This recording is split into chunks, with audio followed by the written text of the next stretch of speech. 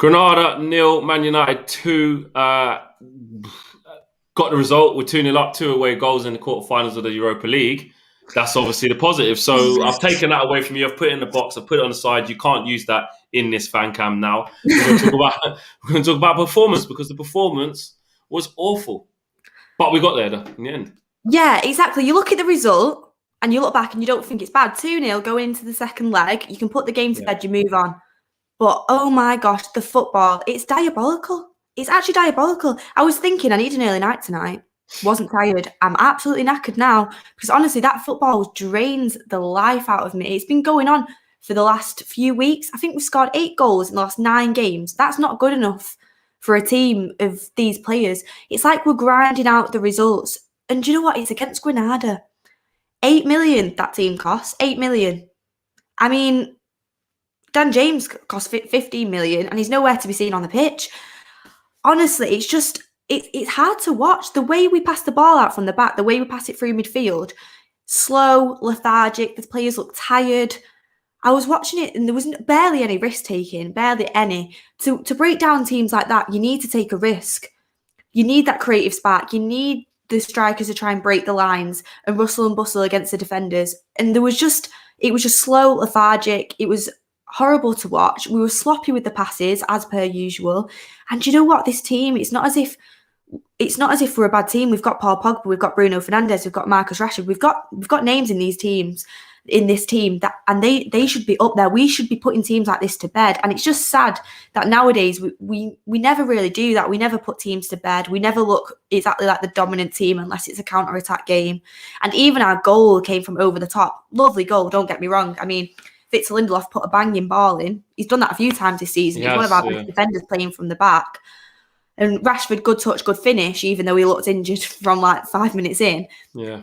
But oh my gosh, our build-up play, it's hard to watch. But you look at us in the league, we're second in the league and our away form's great. We're going on to the Europa League, probably going to get to semi-final. But I tell you what, you're not going to win a semi-final or a final playing like that. You're really not, because this style of football is not sustainable. It really isn't. And it's going to get caught out sooner or later. And I don't understand why he's not trying to improve his style of play with the players he's got. I can't get my head around it because I can't keep watching this football. Well, that's the weirdest thing. It's like, no matter who plays, it don't matter what combinations we put out, like the football's always crap. Like, do you know what I mean? It doesn't matter. And the thing is that we are in a good position in the league. We're obviously in a good position in the Europa League, clearly, because we're going into the second leg of the quarterfinal 2-0 up. But it just is it too much to ask to just play better football than this? I watched the Champions League yesterday and the day before, and I just watched it in envy, thinking, why can't we just have entertaining games and play good football? I know there's going to be positive people that are saying, what are you, these two on here moaning about? We're second, we're this, we're that. But I think you can't drop the standards that low to the point where you can't celebrate the result and say, okay, well done, at least we're through. But then go back and say, okay, but let's talk about this, because this is not good enough, is it? You're on mute again. I think you're on mute. People can't say we're being negative here because have you watched the game? Have you watched the game? How can you find that entertaining? You're strolling into Jose Mourinho football here, and I want Jose Mourinho gone because his football was honestly boring to watch. And we've sat here a few times saying second in the trophy, that'll be a good season. But do you want to watch football again next season? And I tell you one thing, this team has got to be trying to catch Pep Guardiola's City. Not a chance in hell it's going to do it playing like that. And you know what? I am starting to think, I don't think Ollie has the capabilities to catch that Pep team.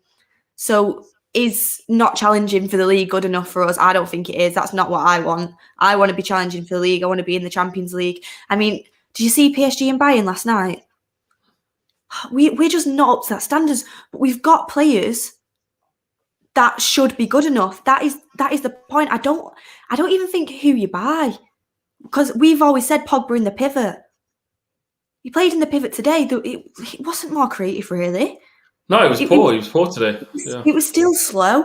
And do you know what? Dan James played 90 minutes of football, and I'm not just targeting him, but But we've got players in that team. Dan James, Fred. I even think McTominay as well. I don't think he's good enough to play holding midfielder. He's a poorer version of Paul Pogba in a box-to-box role. As much as I like him, I don't think he's a starter for a Premier League winning side. And you've got these players that I don't think they're good enough for the team, but they're continuing to get playtime over the likes of Donny van de Beek, Ahmad on the bench. I mean, we've not seen much of him, but the time I did see him, he looked great. What have we paid all the money for? I know people say he's 18, you've got to build him into the team. I'm not saying he's Wayne Rooney, but Wayne Rooney's playing in the league at 16. If you're good enough, you're old enough, you've got to give people a chance to see if they get better. And I'm telling you something, anything would have been better than what we had today. We had an injured Rashford. I mean, I know why he's playing, because he ended up getting the goal. Rashford and Bruno rescuing us again. Penalty and a Rashford over the top ball. I mean, is it any more United than that? Yeah. But God, there's nothing coming down from that right hand side. Paul Greenwood's got absolutely nothing coming into the box. He's trying. I've seen him trying to make runs, and he's trying to come deep for the ball. Even Bruno's tracking back to get the ball to try and hurry things up, because everyone's getting frustrated. It's just the chemistry, the style of play, the runs, the space. It's just nothing seems to be there. I mean, Harry Maguire showed more skill today than some of the forwards. It was bad. It was bad, and it's like you don't. It takes the joy out of it, because again, there's some people think, just celebrate the win. But you wanna celebrate winning the right way, and you want to be entertained watching the game, and it's none of those for me. And you try and keep saying it's the result that matters, and it's the result that matters, which is like a football cliche, because it is true. If we would have played amazing, Arsenal apparently had loads of chances today and conceded right at the end and didn't take their chances and are now not winning as a result of it. So would you rather swap that for playing better football? I get that. No, that's an easy argument to make. With the players we've got, I don't think it's too out of this world to just ask the question, why can't we play better? But on a positive though, we have won the game 2-0. And kept a clean sheet. There's going to be a few players missing from the second leg. Are you okay with that, considering where we are in the tie, 2-0 up, and then going to be playing at Old Trafford? Should be fine. Exactly. We should be fine, but this is a team, no disrespect, Granada, they've had 8 million spent on their team. They're not at the level that we are. We're winning 1-0. We know that a few players are going to be out with yellow cards, and we bring Matic on to slow down and kill the game. You should be trying to go out there and score more goals, because you're not going to have the players next game. It baffles my head. How are you trying to hold on to a 1-1? I ended up being 2-0 because of the penalty, but a 1-0 game against Granada, no disrespect to them. When you're away, I mean, I should be trying to score as many goals as possible, because in the second leg, you've not got Harry Maguire, he's a big presence. You've not got McTominay, who is a presence for us at the moment in that pivot. And Luke Shaw, our player of the season, some people would argue we've not got either.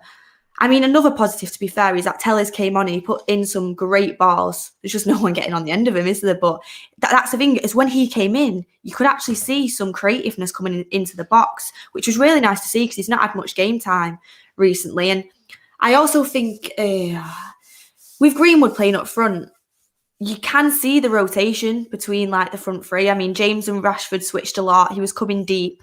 I liked him playing up front, even though he wasn't getting many chances. But it's just the lack of chances thereof is seriously worrying. I mean, we're talking about spending money on defenders in the summer, and people would say we need to spend money on attackers. I think we need to be able to be coached how to move and pass properly, because it doesn't seem to be there.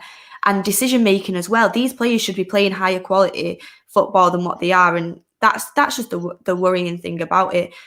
2-0 up, it's just, I don't know. It's just, I even though we've won, I feel frustrated, because you don't see us up in our play style. I mean, what are you thinking about it?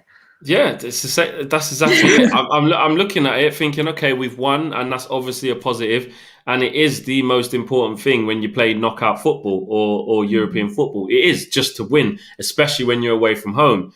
But I think it's too easy to just apply that and that only to this theory in context, because this type of performance, that's no different to what we saw against Brighton pretty much the other day.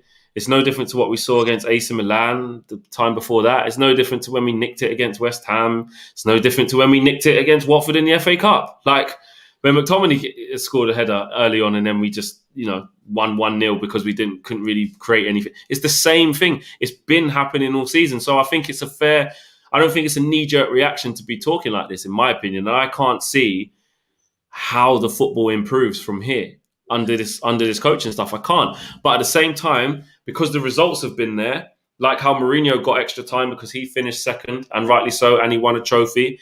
If Ollie wins the trophy this year and we win the Europa League, which there's a very good chance that we can, I'm still nervous about it because I know what it's like when it gets to crunch time with this team. But you look at how, what's going on and the quality that's left in it, we should be up there. It'll be a good season. It will be a good season. Second and Europa League is a good season. But we're not tricked. We're not tricked. And I think if you're not careful, you can be tricked by it, Exactly. And we don't look like a team that is second and needs the favourites to win the Europa League.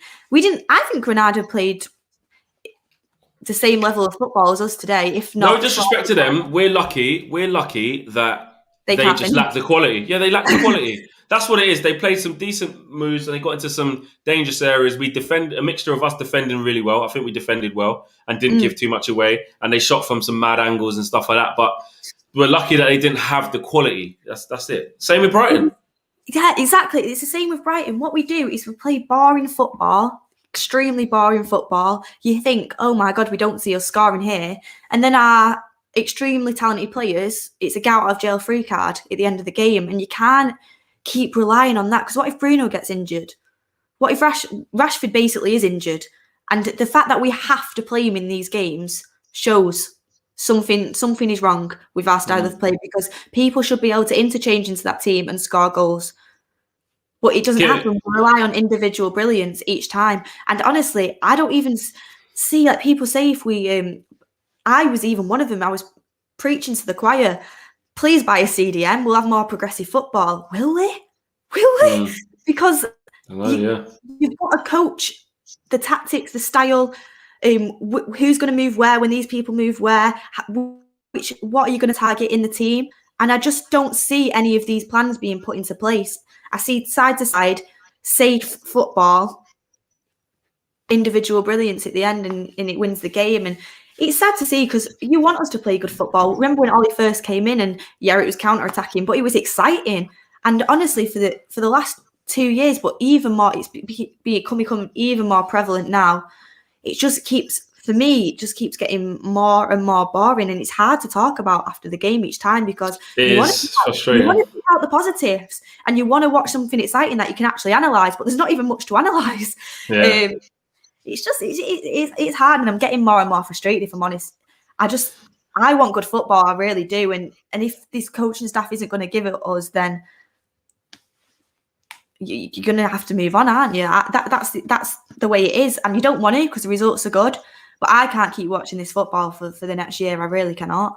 Yeah, it is bad. And to finish off, give me a positive. Give me a man in the match, or give me a standout moment. Well, I say standout moment, it's got to be the goal in it. Yeah, I'm going to give it to Victor Lindelof, who's pretty solid at the back, and I feel like he's definitely our best defender playing out from the back. A little bit underrated in that sense, and his ball was straight to Rashford, classic Manchester United. And Rashford being injured, one thing is positive. Rashford, he is carrying a knock, and that's to do with Ollie, not so much Marcus Rashford, but he is scoring a lot of goals, on course for his best ever season, to top last season. He's getting consistent with the goal scoring, at least.